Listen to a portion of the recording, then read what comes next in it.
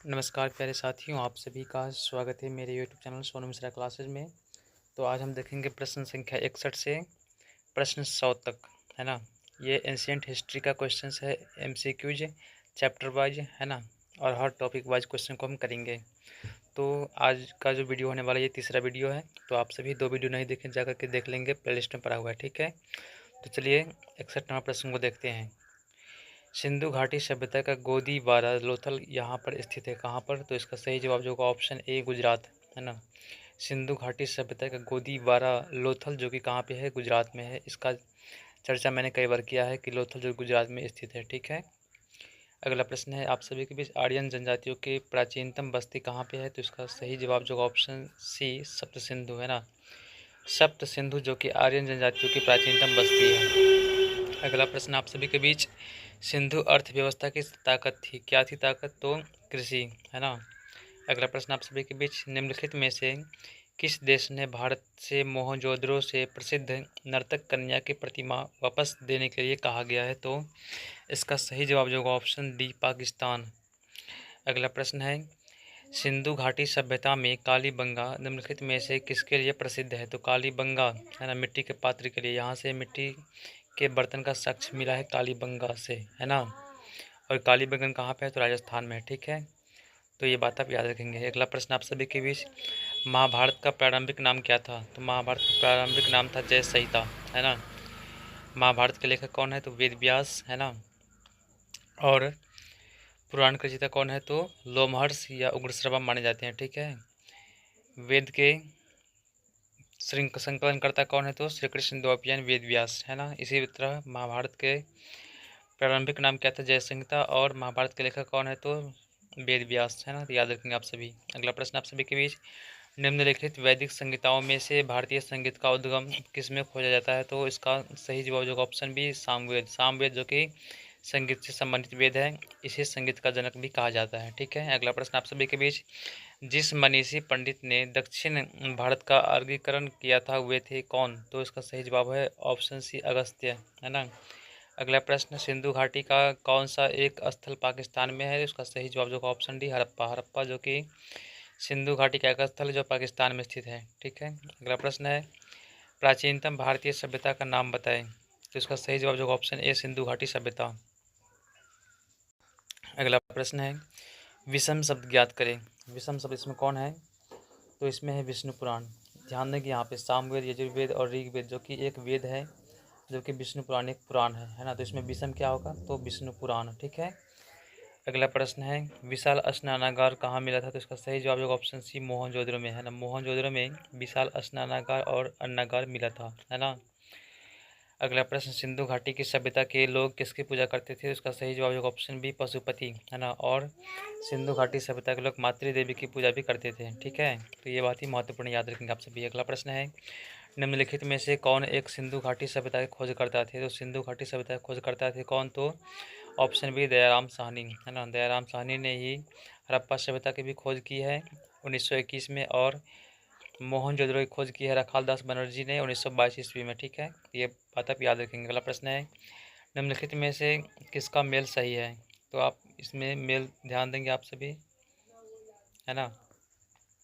तो मोहनजोदड़ो, हड़प्पा से पतन, कालीबंगन से हल्के चिन्ह और लोथल से ग्रेट माथ। तो इसका सही जवाब जो होगा ऑप्शन सी, कालीबंगन से हल्के चिन्ह में प्राप्त हुए हैं, ठीक है। अगला प्रश्न है आप सभी के बीच, उपनिषद क्या है? तो उपनिषद क्या है? तो इसका सही जवाब होगा ऑप्शन एक, ऑप्शन सी, हिंदू दर्शन का स्रोत, है ना। उपनिषद एक हिंदू दर्शन का स्रोत है, ठीक है। उपनिषद का अर्थ होता है पास बैठना, ठीक है। अगला प्रश्न आप सभी के बीच, कौन सा वेद धार्मिक अनुष्ठानों से संबंध रखता है? इसका सही जवाब जो ऑप्शन बी, यजुर्वेद। यजुर्वेद जो कि धार्मिक अनुष्ठान, है ना, यज्ञ, इस सब के बारे में जानकारी इसमें रखा गया है। तो ये यजुर्वेद से संबंधित है, ठीक है। अगला प्रश्न आप सभी के बीच, निम्नलिखित में से किस वेद में जादू, चमत्कार तथा मंत्र दिया गया है? तो इसका सही जवाब ऑप्शन डी, अथर्ववेद, है ना। अथर्ववेद में जादू, है ना, टोना टोटके, ये सब किए गए हैं, औषधि, है ना, ये सब इसमें चर्चा की गई है। अगला प्रश्न, सिंधु घाटी सभ्यता में बृहत स्नानागार या विशाल स्नान घर निम्नलिखित में से किस नगर में पाया गया है? तो इसका सही जवाब जो ऑप्शन बी, मोहनजोदड़ो में, है ना। मोहनजोदड़ो में ही बृहत स्नानागार या विशाल स्नान घर पाया गया है, ठीक है। सिंधु घाटी सभ्यता में धौलावीरा निम्नलिखित में से किसके लिए प्रसिद्ध? धौलावीरा जो कि जल संरक्षण के लिए प्रसिद्ध है, यानी कि यहाँ धौलावीरा में है ना जल संचयन काफ़ी अच्छी थी। ठीक है, तो ये जल संरक्षण के लिए प्रचलित है। ठीक है, अगला प्रश्न देखेंगे हम। ऋग्वेद में प्रमुख देवता कौन है? इसका सही जवाब होगा ऑप्शन ए इंद्र, है ना। ऋग्वेद में सबसे प्रमुख देवता कौन है? तो इंद्र है। गौतम बुद्ध ने महापरिनिर्वाण कहाँ लिया था? है ना, तो इसका सही जवाब ऑप्शन बी कुशीनगर। गौतम बुद्ध ने महापरिनिर्वाण कहाँ लिया था? तो कुशीनगर। मोहनजोदड़ो और हड़प्पा के अवशेष संकेत देते हैं कि ये शानदार और योजनागत अच्छी तरह से बनाई गई थी। क्या बनाई गई थी? तो इसका सही जवाब होगा ऑप्शन सी व्यापारिक नगरे, है ना। अगला प्रश्न, वैदिक काल में 8 प्रकार के विवाह प्रचलित थे, इनमें से कौन प्रेम विवाह था? तो इसका सही जवाब होगा ऑप्शन बी गंधर्व विवाह।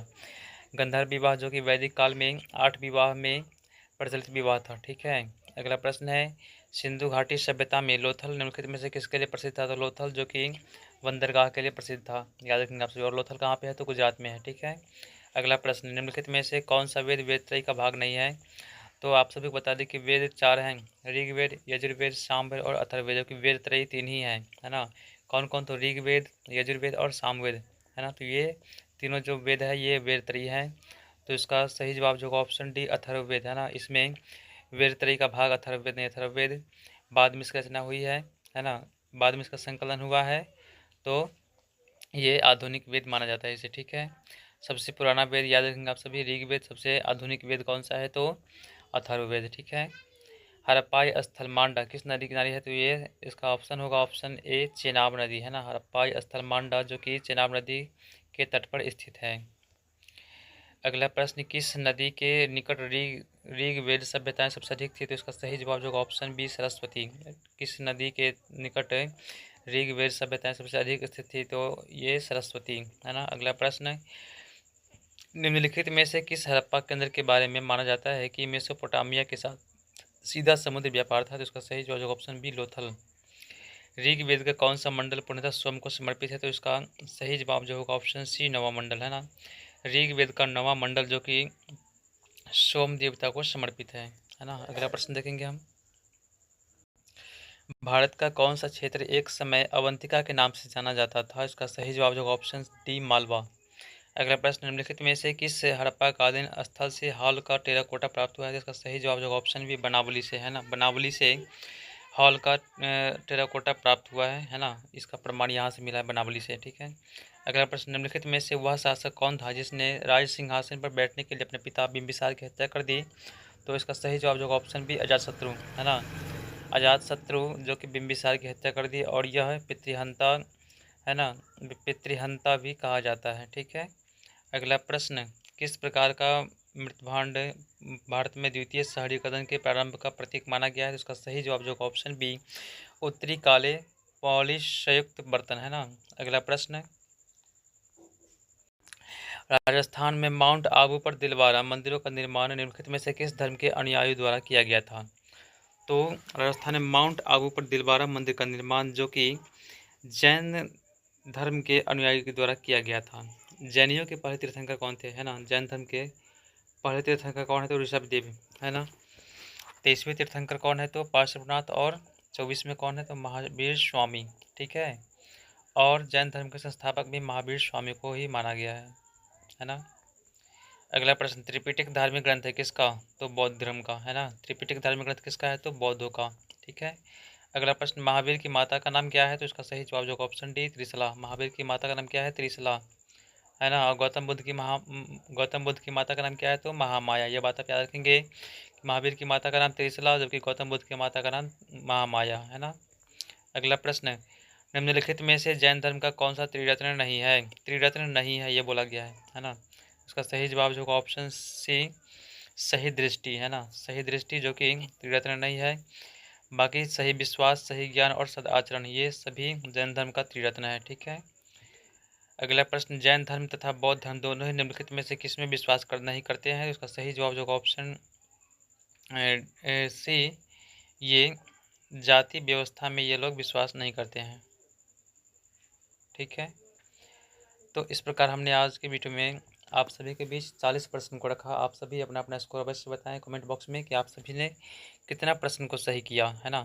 और इसी प्रकार प्रत्येक चैप्टर वाइज प्रत्येक टॉपिक को कवर करने के लिए MCQ क्वेश्चन को आप सभी मेरे चैनल सब्सक्राइब कर लें, ताकि आप सभी के पास बिल्कुल सटीक और सही जानकारी मिल सके, है ना, और पल पल के अपडेट मिलते रहे।